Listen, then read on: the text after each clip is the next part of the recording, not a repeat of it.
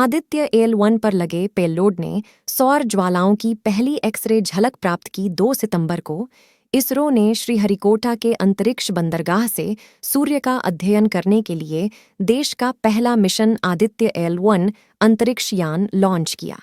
भारतीय अंतरिक्ष अनुसंधान संगठन इसरो ने मंगलवार को कहा कि भारत की पहली सौर वेधशाला आदित्य एल-1 ने अपने प्रक्षेपण के 2 महीने बाद सौर ज्वालाओं की पहली उच्च ऊर्जा एक्स-रे झलक पकड़ी है। यह मिशन भारत के वैज्ञानिकों को हमारे सौर मंडल के केंद्र के बारे में नई अंतर्दृष्टि प्राप्त करने की अनुमति देगा। एल-1 ने 29 अक्टूबर 2023 को लगभग 12 से 22 यूटी तक अपनी पहली अवलोकन अवधि के दौरान सौर ज्वालाओं की पहली उच्च ऊर्जा एक्स-रे झलक कैद की।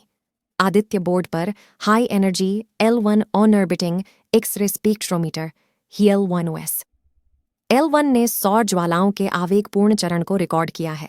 इसरो ने एक बयान में कहा, रिकॉर्ड किया गया डेटा NOAA के GOES द्वारा प्रदान किए गए एक्स-रे प्रकाश वक्रों के अनुरूप है।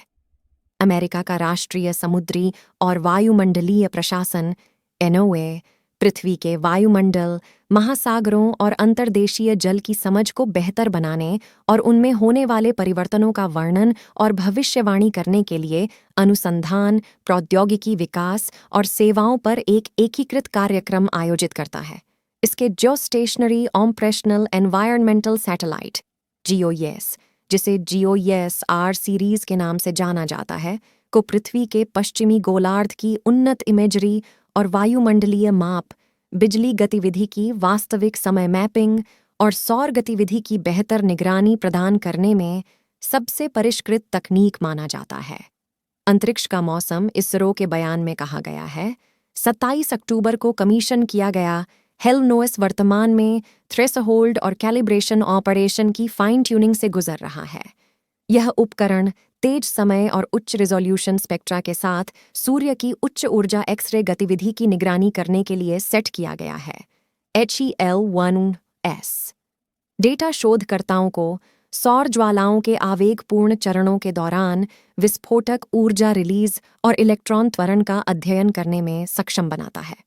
2 सितंबर को भारतीय अंतरिक्ष एजेंसी ने श्रीहरिकोटा के अंतरिक्ष बंदरगाह से सूर्य का अध्ययन करने के लिए देश का पहला मिशन आदित्य एल-1 अंतरिक्ष यान लॉन्च किया।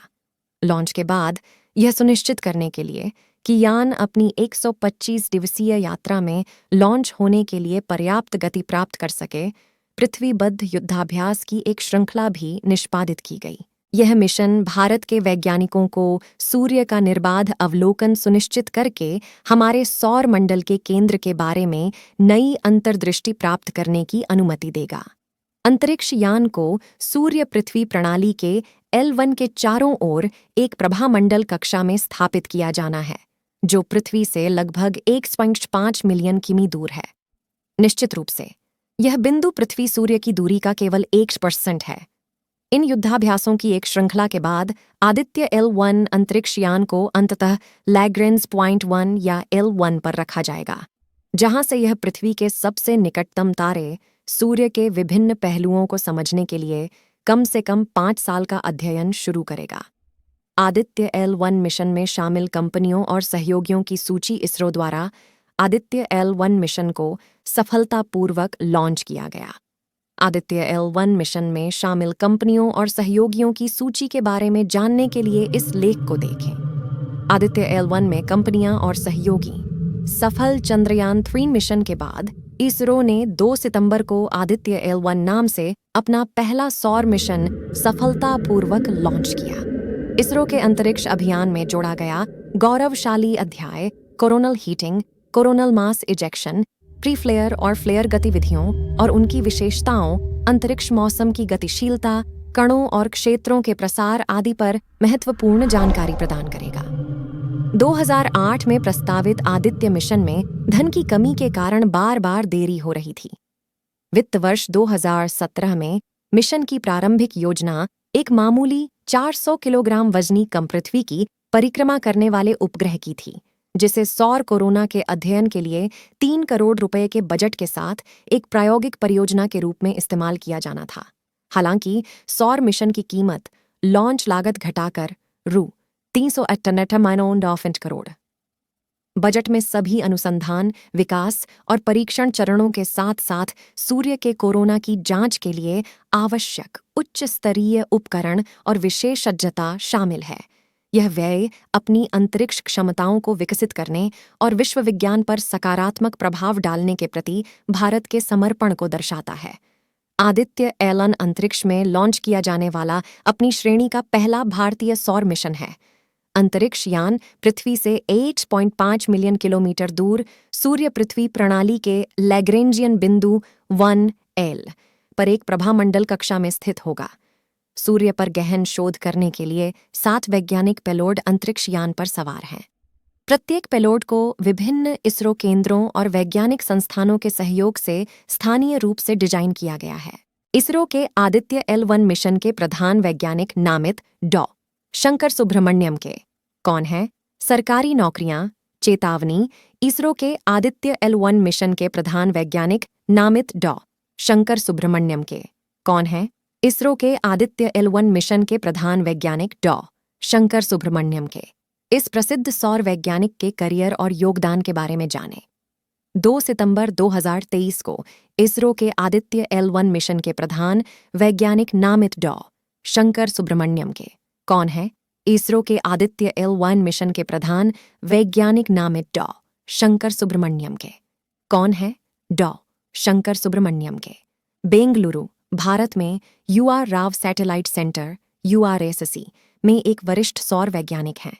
उन्हें इसरो के आदित्य L1 मिशन के प्रधान वैज्ञानिक के रूप में नियुक्त किया गया है, जो एक सौर मिशन है जो सूर्य के वायुमंडल और पृथ्वी की जलवायु पर इसके प्रभाव का अध्ययन करेगा।